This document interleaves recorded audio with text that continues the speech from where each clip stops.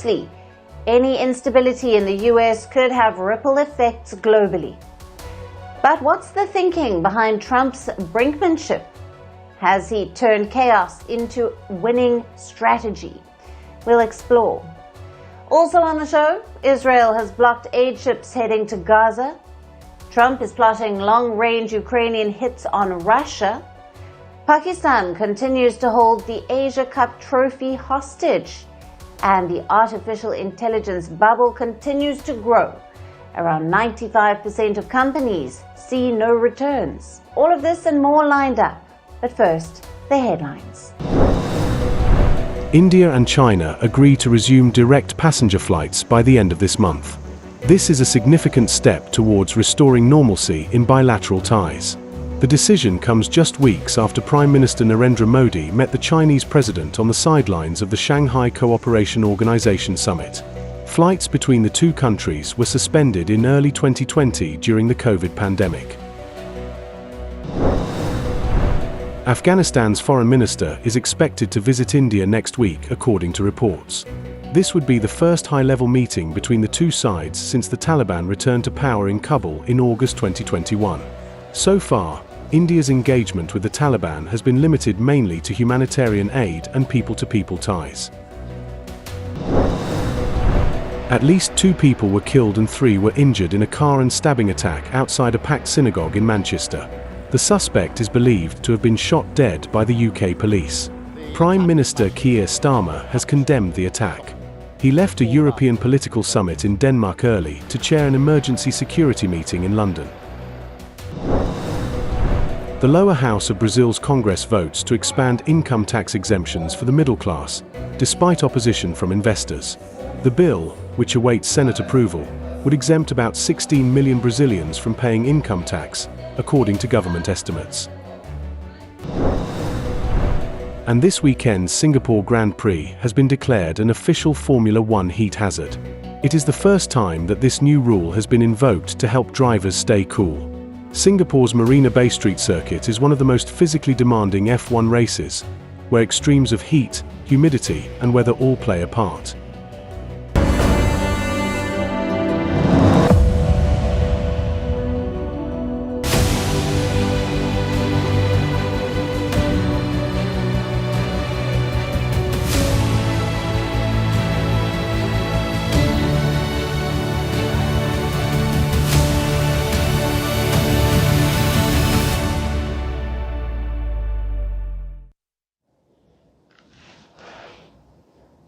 It's day 2 of the US government shutdown, the first one in 7 years.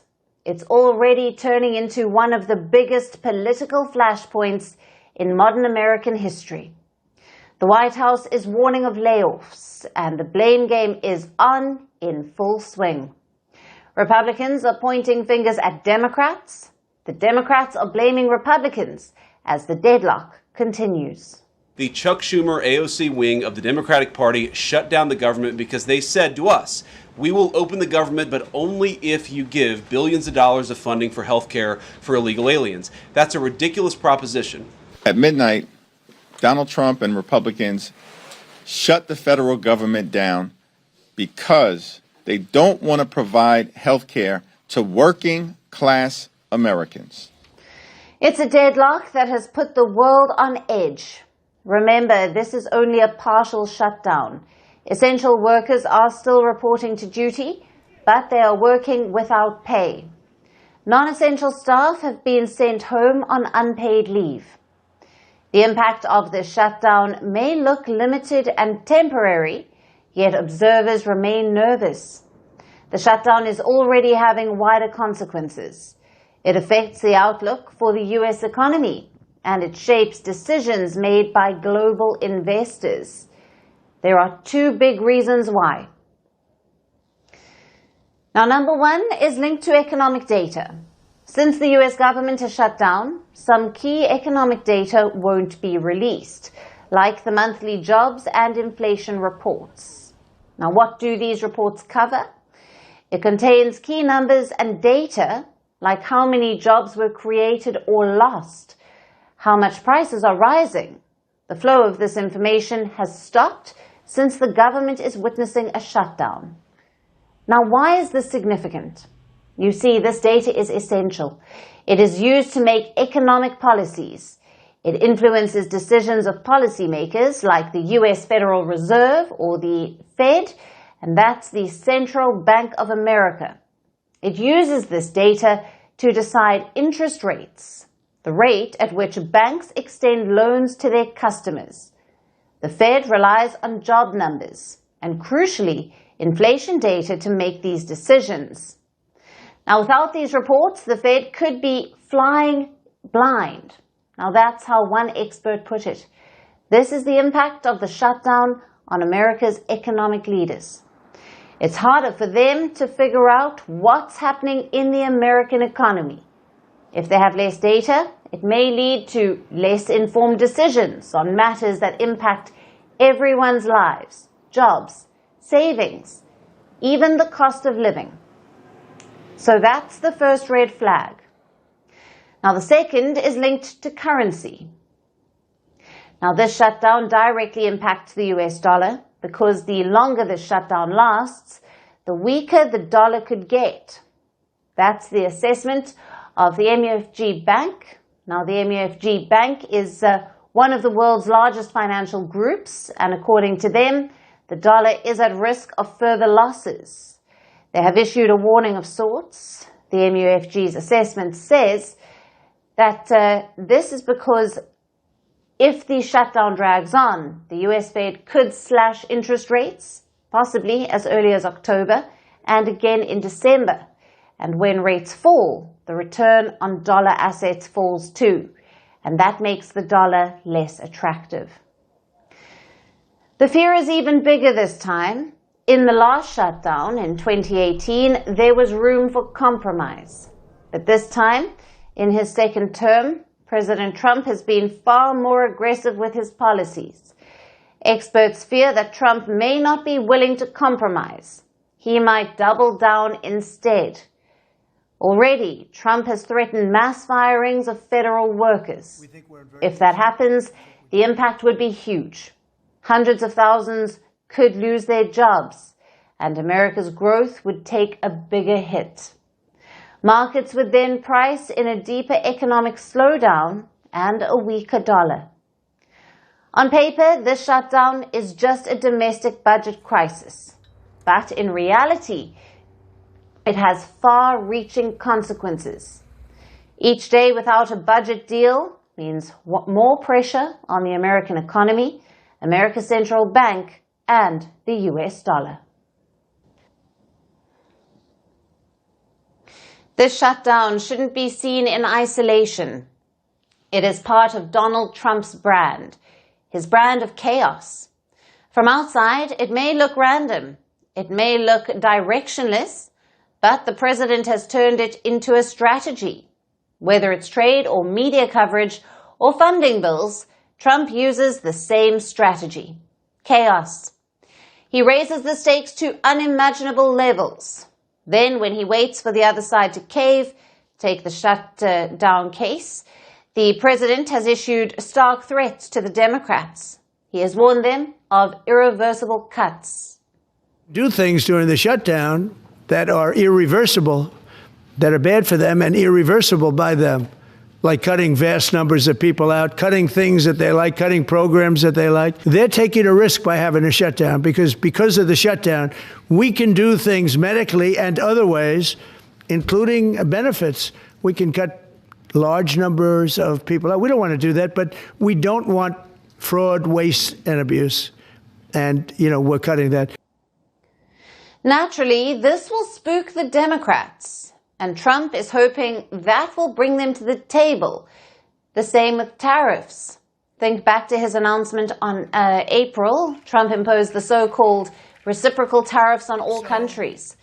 The rates were as high as 40 to 50%. Again, the idea was to raise the stakes. You see, the U.S. is the biggest market in the world. Every exporter hopes to sell in America. That's how lucrative it is.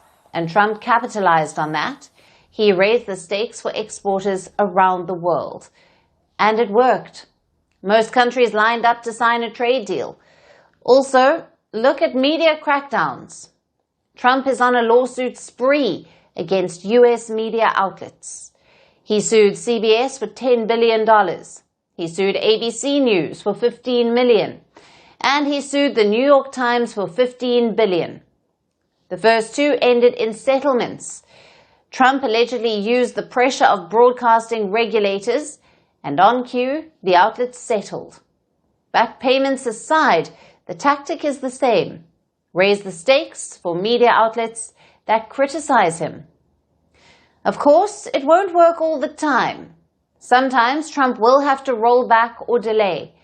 That's why some experts call him taco. Trump always chickens out.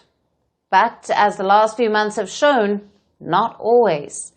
Sometimes his strategy pays off. But here's the thing. This chaotic strategy comes at a cost, both inside America and outside.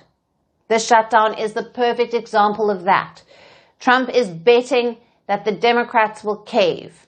And looking at the past, that's likely. Hours before the deadline, the Senate voted on a spending bill. The Republican side got 55 votes. 3 Democrats actually switched sides. They voted for the bill. So Trump's high-risk game can still pay off. But like I said, at what cost?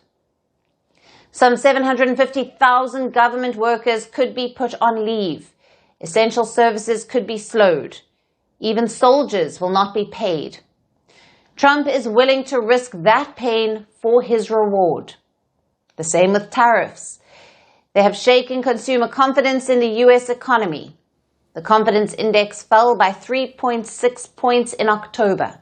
Why? Because Americans worry about jobs and inflation. The private sector lost 32,000 jobs last month. Several retail outlets have hiked up their prices. Yet Trump is sticking to his guns. He is betting that more deals will come, that companies will bring manufacturing to America. Outside the U.S., this chaos is a nightmare. It has upended long-standing supply chains and calculations. The question is, will the strategy work? In some cases, it has, but in the long run, it's unlikely. Trump has benefited from the dominance of the U.S. economy.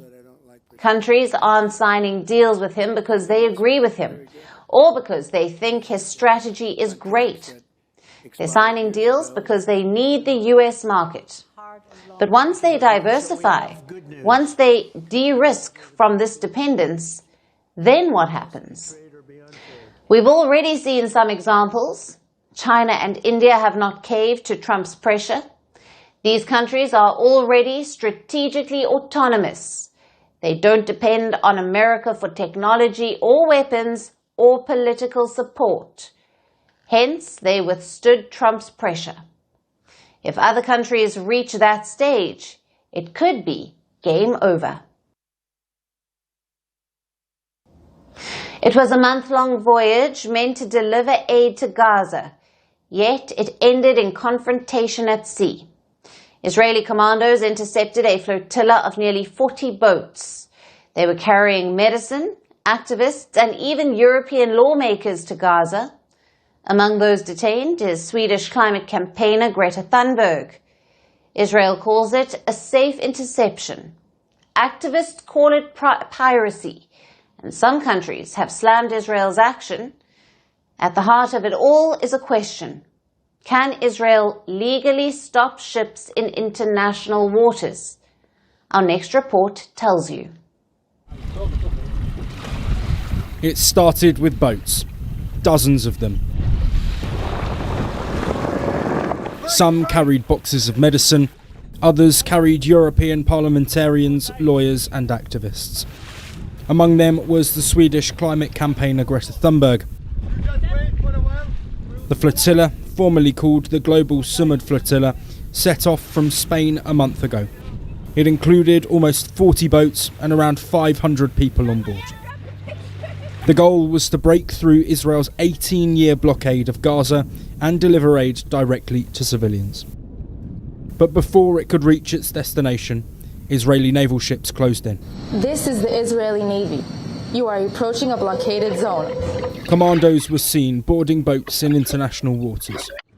Some vessels were sprayed with water cannons. One was allegedly rammed, according to some reports. Footage released by Israel's foreign ministry tells a different story. It shows Thunberg sitting on the deck, handed water and a jacket by soldiers, before being transferred to port for deportation. Israel called the operation a safe interception. Activists, however, call it an illegal act of piracy. Can Israel legally intercept a flotilla in international waters? Technically, yes, or sort of. International law allows a state to enforce a naval blockade if it makes a public declaration and enforces it consistently. Israel has argued since 2007 that its blockade of Gaza is aimed at preventing Hamas from importing weapons. But the problem is geography. The boats were intercepted some 70 nautical miles off of Gaza's coast, in international waters. Israel continues to police the area, even though it holds no jurisdiction under international law. The GSF described the interceptions as illegal. Several nations have expressed their concerns over it. South Africa calls it a violation. Turkey calls it an act of terrorism. Colombia has expelled all remaining Israeli diplomats from the country in response. But this is not the first time this has happened. In June and July, Israel has already blocked 2 attempts by activists to deliver aid by ship to Gaza. I'm receiving briefings in terms of the interception of the Gaza flotilla. Our ambassador is in touch with the Israeli authorities, and we will be providing consular assistance to those who have been detained. It's important that they're treated properly. It's a humanitarian mission, no threat to anybody other than to highlight and also to bring humanitarian aid into the people of Gaza. Israel continues to bomb the Gaza Strip. Tens of thousands have been told to flee Gaza City. They would be branded terrorists and terror supporters if they stayed. Schools, refugee camps and even so-called safe zones have been hit. Aid groups have suspended operations, and this comes as Donald Trump presented his Gaza peace plan. The plan offers Hamas a way out: demilitarization, amnesty, prisoner exchanges and an eventual Israeli withdrawal. But Hamas is yet to accept. So where is all of this heading? Almost 2 years in, the war is locked in a grim stalemate. Israel raises, Hamas resists, civilians starve and diplomats shuffle papers. Israel wants total Hamas capitulation. Hamas wants survival. Trump wants a peace plan on his resume. Caught in between are ordinary Gazans, trapped between airstrikes and ultimatums.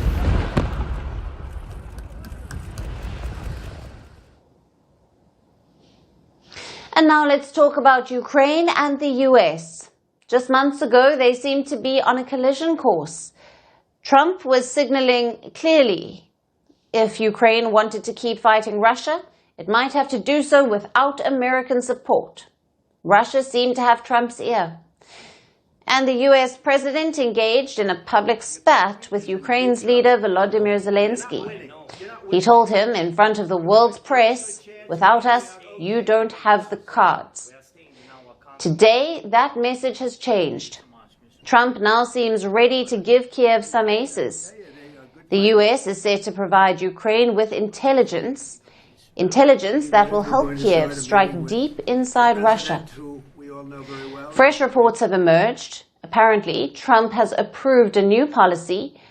For the first time, US agencies and the Pentagon will share targeting data, and this data will help Ukraine launch long-range missiles. And what will Ukraine's target be? Russia's energy infrastructure, the refineries, pipelines, power stations, facilities that fuel the Kremlin's war effort. The aim is to strip Moscow's revenue and to weaken its ability to sustain the war. Now, Why is this move significant? The US has helped Ukraine before. It remains Kiev's biggest military backer, but this support was mostly around weapon supplies. Intelligence sharing was limited. Now, Trump seems to be changing the rules. The new intelligence means Ukraine can strike deeper targets with more precision. The US is also weighing new weapons. It is considering selling missiles like Tomahawks and Barracudas, and these can strike long-range targets. There is no final decision yet, but it appears Washington is willing to raise the stakes. With this intelligence, Ukraine can plan deep strikes, not just near the front line, but hundreds of miles inside Russia. Already, Ukraine has struck Russia's energy facilities, but this new data will make those strikes far more damaging. It may force Russia to divert air defenses and perhaps pressure its energy exports. Now, how is Russia responding to this? So far, Moscow's reaction has been restrained. The Kremlin says it has been studying the reports. European allies have welcomed the move. Countries like Germany are investing in Ukraine's defenses. They have committed $350 million, and this is to boost Ukraine's strike capacity. Europe sees three priorities: air defenses, holding the front line, and the ability to hit deep into Russia.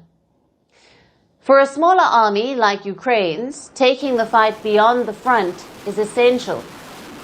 This shift marks a big change for Trump.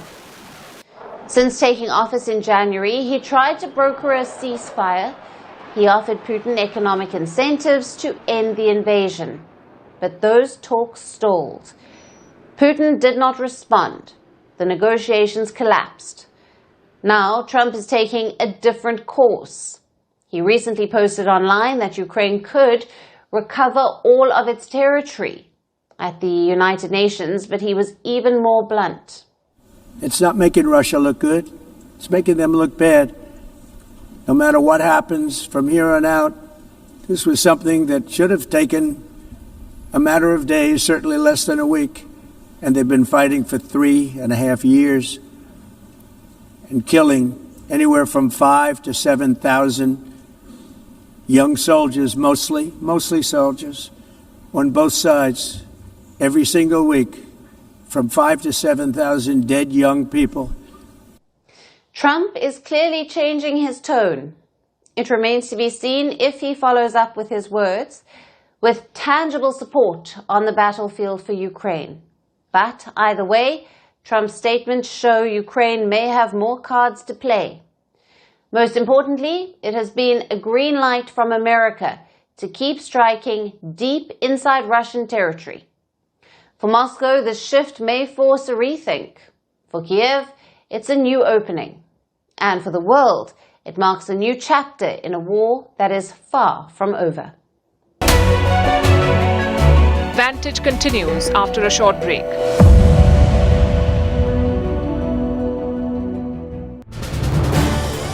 This is News 18 Network.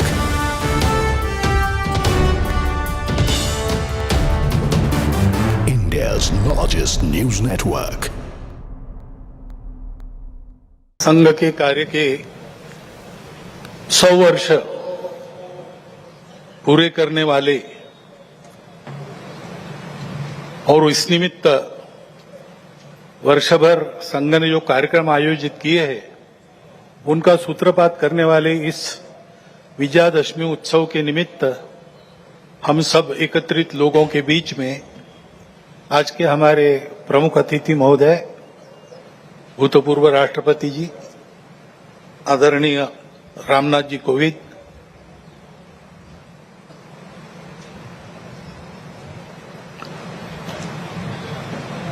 Vidarbha प्रांत के माननीय संघ चालक जी, माननीय सहसंघ चालक जी, नागपुर महानगर के संघ चालक जी, उपस्थित अन्य अधिकारी वर्ग,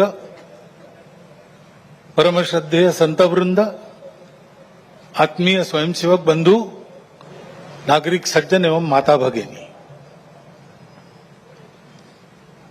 यह वर्ष श्री गुरु तेग बहादुर जी के बलिदान का 350वां वर्ष इस नाते और संपन्न होगा। हिंद की चादर बनकर जिन्होंने अत्याचार, अन्याय और सांप्रदायिक भेदभाव से समाज के मुक्ति के लिए अपना सर्वोच्च बलिदान दिया, समाज की रक्षा की, ऐसी एक विभूति, उसका स्मरण इस वर्ष होगा। आज 2 अक्टूबर है, इसलिए स्वर्गीय महात्मा गांधी जी की भी जयंती है। अपने स्वातंत्र्य की लड़ाई में उनका योगदान तो अविस्मरणीय है, परंतु स्वतंत्रता के बाद भारत कैसा हो, भारत का जीवन किस प्रकार के तंत्र से चले, उसके बारे में विचार देने वाले हमारे जो उस समय के दार्शनिक नेता थे, उनमें उनका स्थान अग्रणी है। हिंद स्वराज में उन्होंने वह चित्र का रेखांकन किया है और सादगी, विनम्रता और प्रामाणिकता के प्रतीक, और जिन्होंने देश के लिए अपने प्राण अर्पण किए, ऐसे स्वर्गीय लाल बहादुर शास्त्री जी, उनकी भी आज जयंती है। भक्ति, समर्पण और देश सेवा के ये उत्तुंग उदाहरण व्यक्तिगत और राष्ट्रीय चारित्र कैसा होना चाहिए, इसके आदर्श हमको मार्गदर्शन करते हैं। और आज की परिस्थिति का अगर हम विचार करते हैं तो हमारे ध्यान में आता है कि यह परिस्थिति भी हमसे इसी प्रकार के जीवन की अपेक्षा कर रही है। परिस्थिति एक सी नहीं होती, अनेक रंगों की होती है। तो परिस्थिति में बहुत कुछ अच्छा है, इसलिए बीता कालावधि 1 वर्ष का हमारी आशाएं और विश्वासों को भी दृढ़ करता है, और हमारे सामने पुरानी और नई जो चुनौतियां उपस्थित है, उनको अधिक स्पष्ट करने वाला भी वही कालावधि है। जैसे प्रयागराज में एक विशाल महाकुंभ हुआ, आधुनिक व्यवस्थापन के सारे कीर्तिमान तोड़कर एक जागतिक विक्रम तो उसने प्रस्थापित किया ही, लेकिन संपूर्ण भारत में श्रद्धा और एकात्मता की एक लहर उसने दौड़ा दी। पिछले साल एक दुर्घटना पहलगाम की भी हुई, हमला हुआ सीमा पार के आतंकियों के द्वारा, 26 भारतीय नागरिकों की उनका धर्म पूछकर हत्या की। लेकिन उसके चलते सारे देश में प्रचंड दुख और क्रोध की लहर पैदा हुई। पूरी तैयारी करके सरकार ने, हमारी सेना ने उसका बहुत पुरजोर उत्तर दिया। सारे प्रकरण में हमारी नेतृत्व की दृढ़ता, हमारी सेना का शौर्य, कौशल्य और समाज की एकता और दृढ़ता का एक उत्तम चित्र प्रस्थापित हुआ।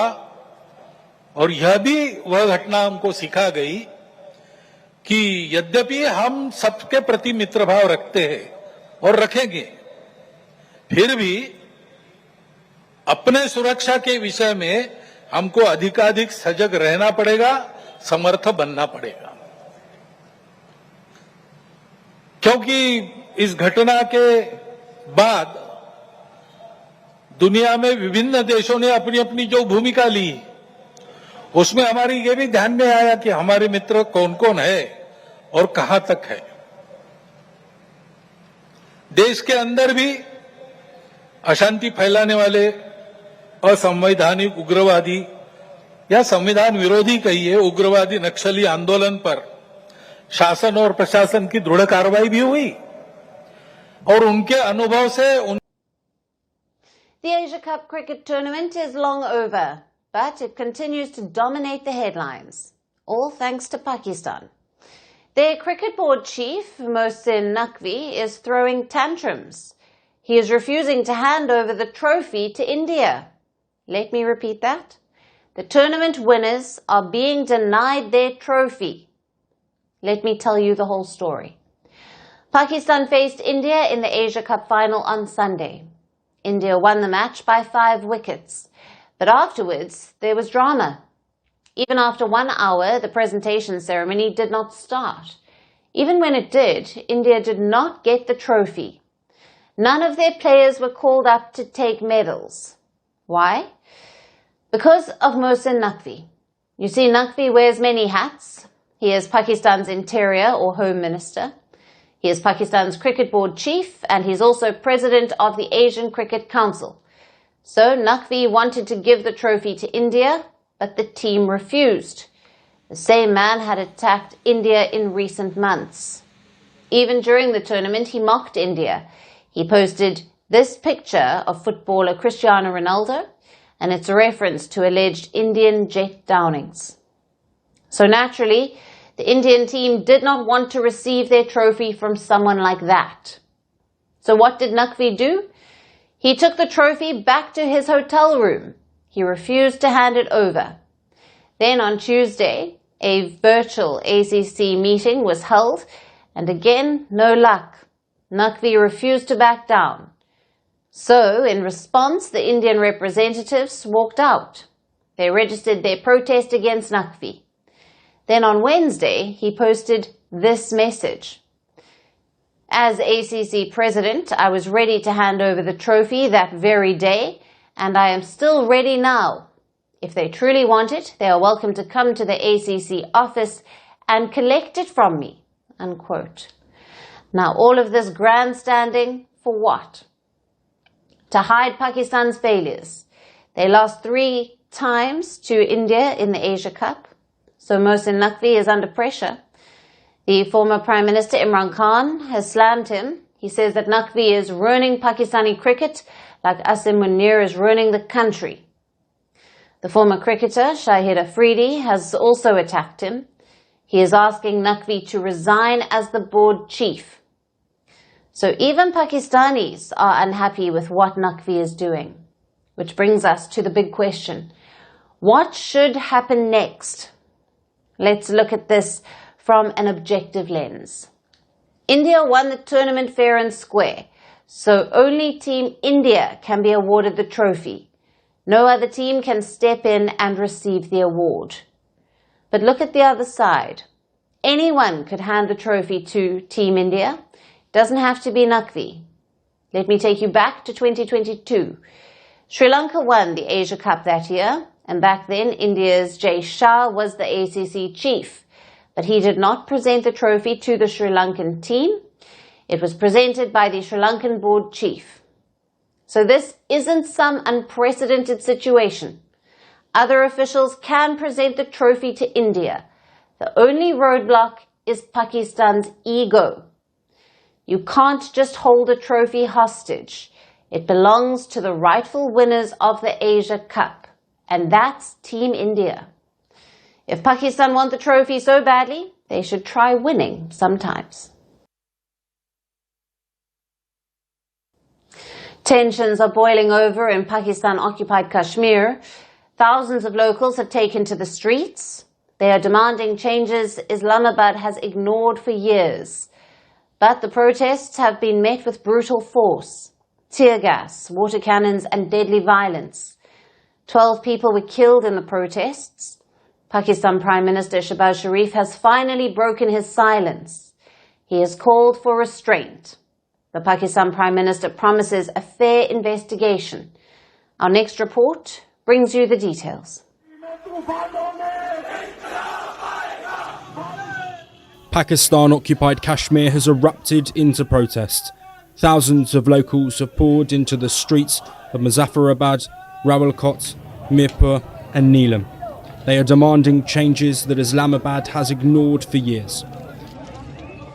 The protests were organised by the Jammu Kashmir Joint Awami Action Committee, JKJAAC.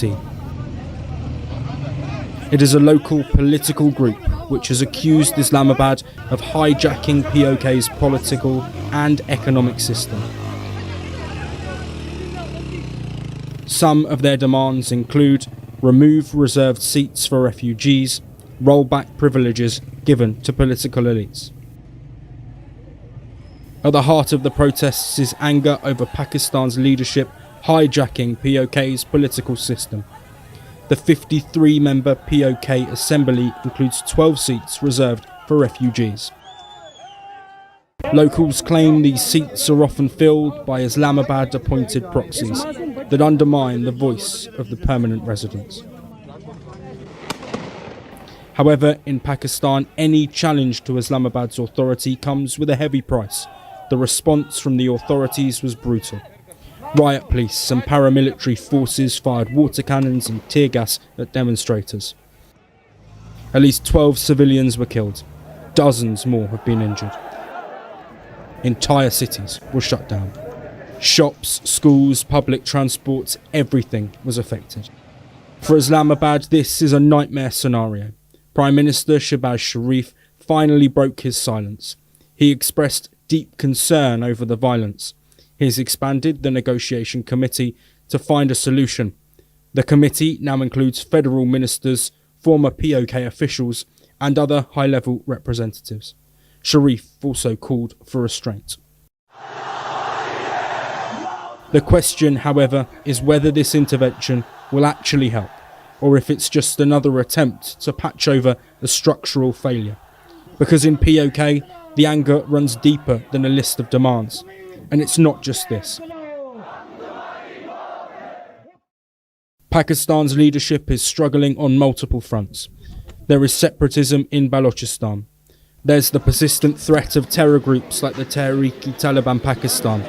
The economy is teetering on the edge. But when things go wrong, Pakistan has a predictable playbook. Blame India. Whether it's a terror attack, political unrest, or economic failure, the answer is often the same. India is conspiring. It's a convenient distraction from internal failures. India, however, is not silent. Defence Minister Rajnath Singh recently addressed the nation after performing Shastra Puja at Bhuj military station in Gujarat. His message to Islamabad was unmistakable. Any misadventure on the Sur Creek sector or attempts to provoke India will be met with decisive action, an action strong enough to change both history and geography. अगर Sir Creek इलाके में पाकिस्तान की ओर से कोई भी हिमाकत की गई तो उसे ऐसा करारा जवाब मिलेगा कि इतिहास और भूगोल दोनों बदल जाएंगे मेरे साथियों। और 1965 की जंग में भारत की सेना ने लाहौर तक पहुंचने का सामर्थ्य भी दिखाया। आज 2025 में पाकिस्तान को याद रखना चाहिए कि कराची का एक रास्ता क्रीक से ही होकर गुजरता है। Rajnath Singh also highlighted India's military readiness, citing Operation Sindoor. The Defence Minister's words were clear. India knows Pakistan's weaknesses. Internal chaos in Pakistan cannot be allowed to spill over into India. And New Delhi is prepared to respond swiftly and effectively to any threats from across the border.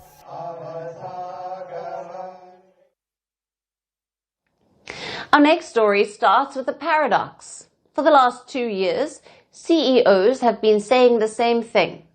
Artificial intelligence will transform our business. And yet, a new MIT study has poured cold water over this claim. This is what the study says.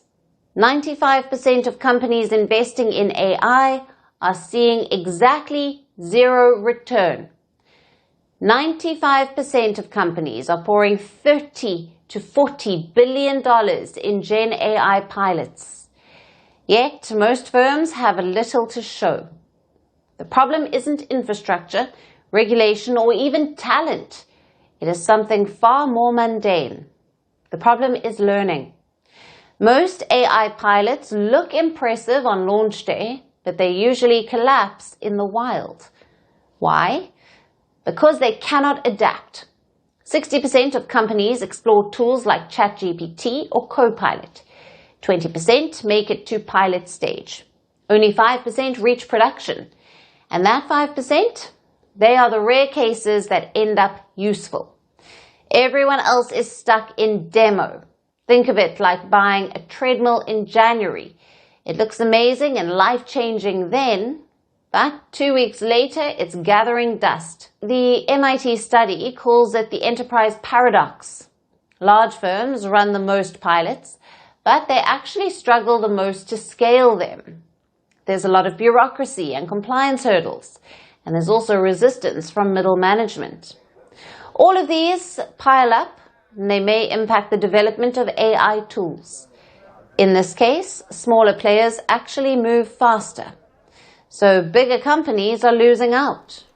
But there are some using AI to their advantage. Case in point, Meta. It is now using AI to figure out what you want to buy and sell it to you. The company already makes $46.5 billion every quarter from ads. With this new move, every chat with AI is a direct pipeline into the ad machine. But here's where things get messy. Millions of users treat AI chatbots like therapists. They confess relationship woes, financial worries, even personal struggles. Meta insists it won't target ads based on religion, politics, health, or sexuality. They have given an example. Say a user is talking to the chatbot about hiking. Then the AI bot will ask them if they are interested in it. If they are, it will show them more hiking-related content. But what about the gray areas? If you tell Meta AI you're interested or you're stressed about your job, do you get productivity tool ads? If you talk about your dog's health, do you get premium pet food promos? So the risk isn't just privacy, it's the blurring line. Will AI just be a helpful companion, or will it be an aggressive salesman? And it is not Meta alone. OpenAI has launched the ability for users to buy select items directly through its own chatbot. So people can directly hit checkout. OpenAI is not currently an ads-based business. So where does all of this leave us? On one hand, billions of dollars are being poured into AI pilots, those that never escape the demo room. On the other, the few companies that do figure it out are using AI for sales. They are using it to sell you shoes or to nudge you into checkout. This is the paradox. AI is either an expensive toy or a relentless cash register. There's very little in between, and that gap raises the biggest question of all. Are we witnessing a temporary stumble, a learning curve, or are we watching the makings of the next dot-com bubble, where hype runs ahead of reality and only a few giants cash out? Whatever it is, one thing is clear.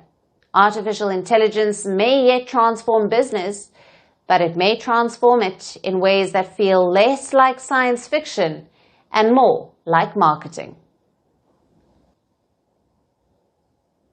And now we turn to rare earth minerals. Most people have never seen them, but modern life cannot function without them. From smartphones to missiles, they are everywhere. And right now, control over these elements is sparking a global race. China dominates the supply chain, and that has left other governments scrambling. Malaysia is negotiating a joint project with China. Britain is moving toward a deal with Greenland, and the US is investing heavily in its own supply chain. So, is this the beginning of a new gold rush? Our next report explains. A new global race is underway. Not for oil, not for gold, but for rare earth elements. 17 metals hidden in plain sight.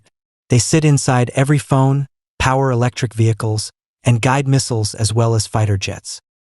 They even form the backbone of clean energy. From wind turbines to advanced batteries, all depend on them. That is why governments call them strategic.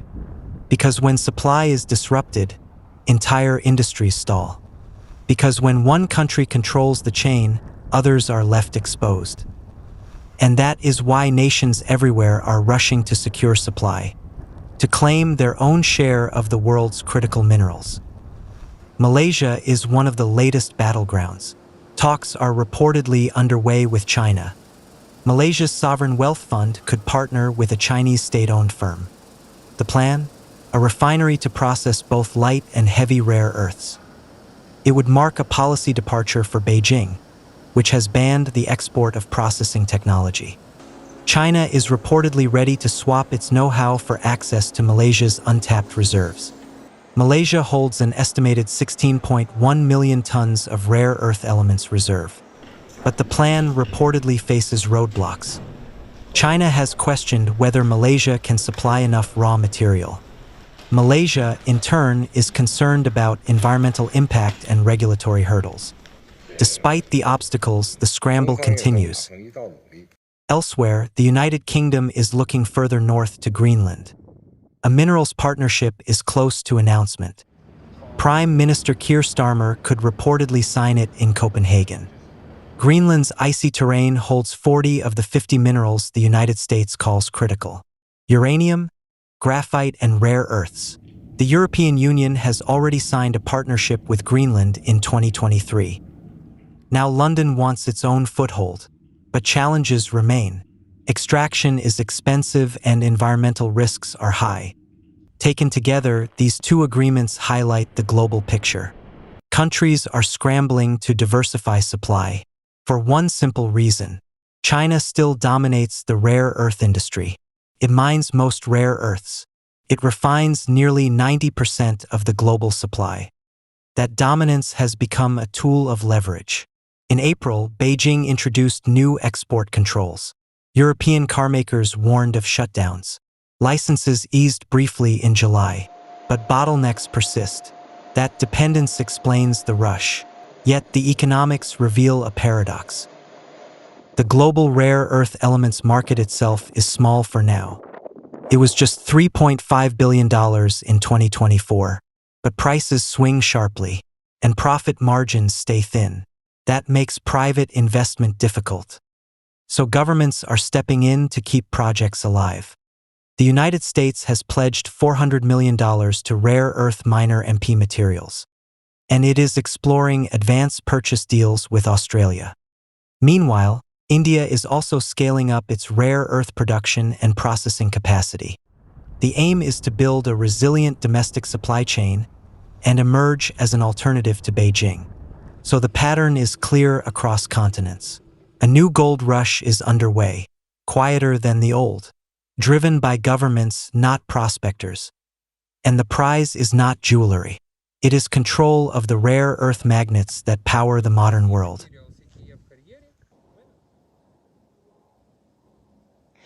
Protests have once again erupted in France. Unions across the country have called a nationwide strike. Teachers, students, and public sector workers are all on the streets. They are demanding more money for schools, hospitals, and pensions, and they want the government's planned budget cuts scrapped. It comes just 2 weeks after another protest gripped the country. This time, the anger is directed at the new Prime Minister, Sébastien Lecornu, whose government is set to present a budget for 2026 in the coming days. Here's our report with more. When France is unhappy, it takes to the streets. On Thursday, those streets were packed once again. French unions called a nationwide strike. Teachers walked out, students blocked gates, turning classrooms into barricades. Public sector workers marched with flags and banners. Megaphones echoed through the crowds. And in bold letters, placards demanded, "Raise salaries and enough is enough." This is France's latest wave of strikes. It is not the first time in recent months.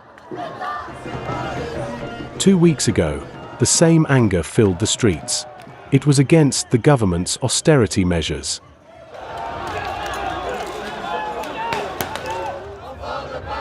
More than 500,000 people marched, according to the government.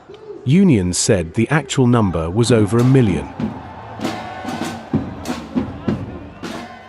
Pharmacies shut, metro lines stalled, and schools were blocked by teenagers carrying banners.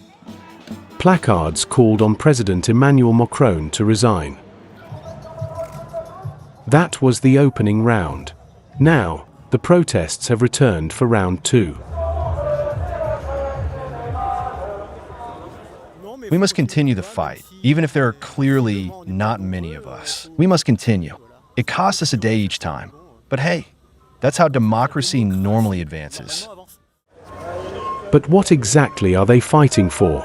The fight is over France's debt. Vantage continues after a short break.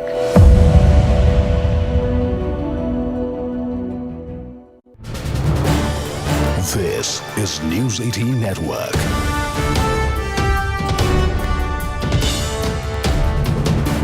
India's largest news network. संघ के कार्य के 100 वर्ष पूरे करने वाले और इस निमित्त वर्षभर संघ ने जो कार्यक्रम आयोजित किए हैं उनका सूत्रपात करने वाले इस विजयादशमी उत्सव के निमित्त हम सब एकत्रित लोगों के बीच में आज के हमारे प्रमुख अतिथि महोदय भूतपूर्व राष्ट्रपति जी आदरणीय रामनाथ जी कोविंद,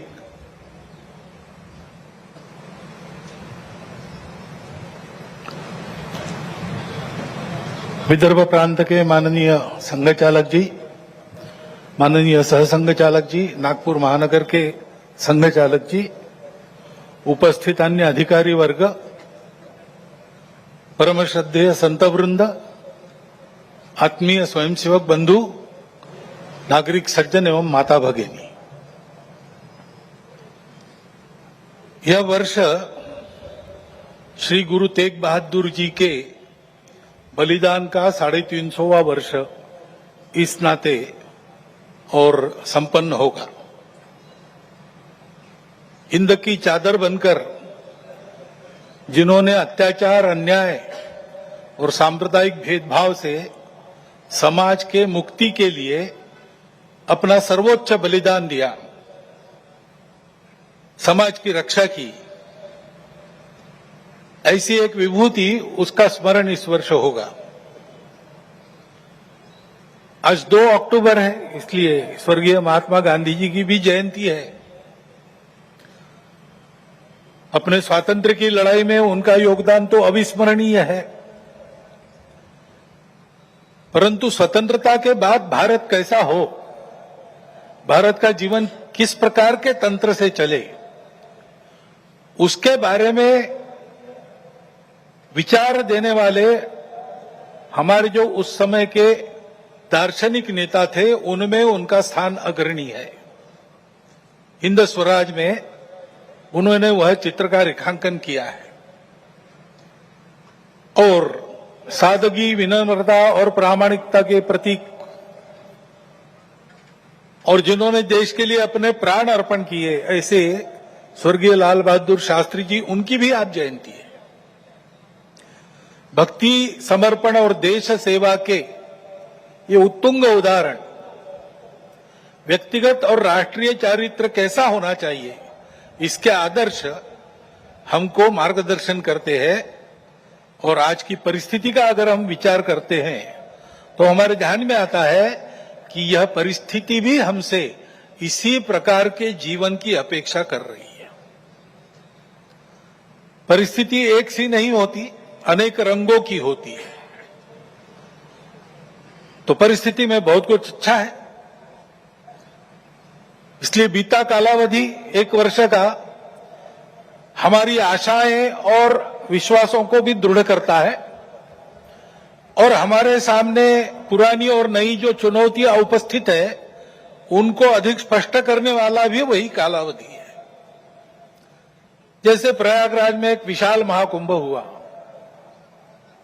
आधुनिक व्यवस्थापन के सारे कीर्तिमान तोड़कर एक जागतिक विक्रम तो उसने प्रस्थापित किया ही, लेकिन संपूर्ण भारत में श्रद्धा और एकात्मता की एक लहर उसने दौड़ा दी। पिछले साल एक दुर्घटना पहलगाम की भी हुई, हमला हुआ सीमा पार के आतंकियों के द्वारा, 26 भारतीय नागरिकों की उनका धर्म पूछकर हत्या की। लेकिन उसके चलते सारे देश में प्रचंड दुख और क्रोध की लहर पैदा हुई। पूरी तैयारी करके सरकार ने, हमारी सेना ने उसका बहुत पुरजोर उत्तर दिया। सारे प्रकरण में हमारी नेतृत्व की दृढ़ता, हमारी सेना का शौर्य, कौशल्य और समाज की एकता और दृढ़ता का एक उत्तम चित्र प्रस्थापित हुआ। और यह भी वह घटना हमको सिखा गई कि यद्यपि हम सबके प्रति मित्र भाव रखते हैं और रखेंगे, फिर भी अपने सुरक्षा के विषय में हमको अधिकाधिक सजग रहना पड़ेगा, समर्थ बनना पड़ेगा। क्योंकि इस घटना के बाद दुनिया में विभिन्न देशों ने अपनी अपनी जो भूमिका ली, उसमें हमारी ये भी ध्यान में आया कि हमारे मित्र कौन कौन है और कहां तक है। देश के अंदर भी अशांति फैलाने वाले असंवैधानिक उग्रवादी या संविधान विरोधी कहिए उग्रवादी नक्सली आंदोलन पर शासन और प्रशासन की दृढ़ कार्रवाई भी हुई। और उनके अनुभव से उनके विचारधारा का खोखलापन और उनकी क्रूरता का अनुभव होने के कारण समाज भी उनसे मोहभंग होकर विमुख हो गया। लेकिन उनका नियंत्रण तो हो जाएगा, परंतु अब ये उस क्षेत्र में एक बड़ी जो बाधा थी वो दूर होने के बाद उस क्षेत्र में